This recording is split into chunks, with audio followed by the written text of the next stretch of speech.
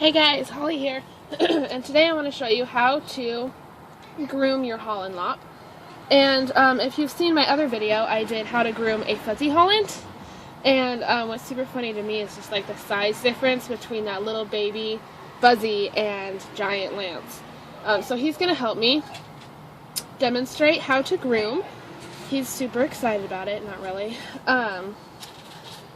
So first off, I'm going to talk about what kind of brushes I use. This one is a comb I got at the dollar store, super cheap, and it works great for all my rabbits. I use it on everybody, whenever I groom, and it's like the best brush slash comb I've ever bought, and it was $1.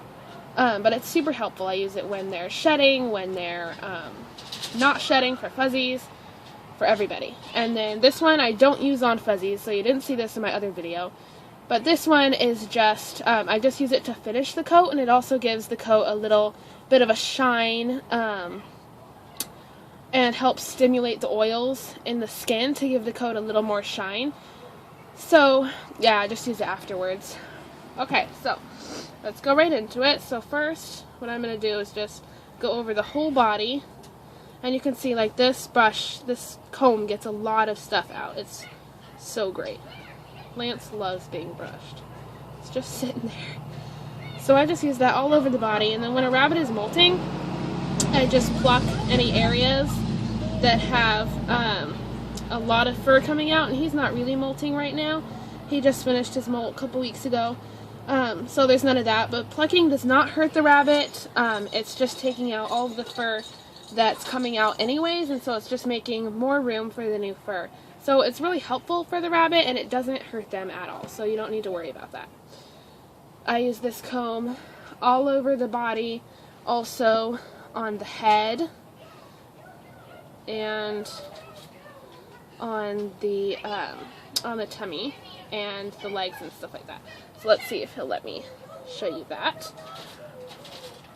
So yeah, I brush around this area. I'm not going to do it very well right now because I don't have totally good grip on him. On the tail, on his belly, and a bunch of areas like that. But with normal Hollands, you don't really need to brush them. Once a week is good, or even, twice a month, even. Not a whole lot, because their fur just doesn't get tangled, it doesn't get very dirty.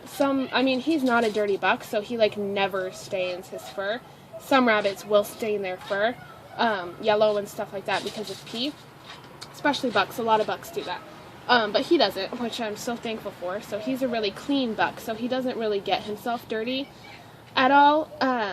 But with rabbits that do get themselves dirty, especially on their bum, you can give them butt baths, just by, wiping their bum with a wet washcloth. You never want to immerse your rabbit in water, and especially keep water away from the ears and the head.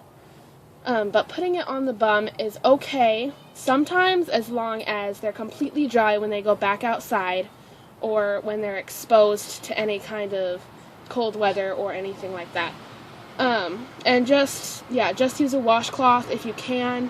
And make sure the water is lukewarm, not hot, not too warm, and not cold, because you don't want to startle the rabbit. But giving a rabbit a full-on bath can make them go into shock, because they are not used to being wet.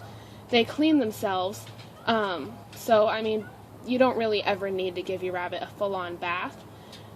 And then for removing stains from a coat, I've heard you can use peroxide to kind of stain the coat back to white.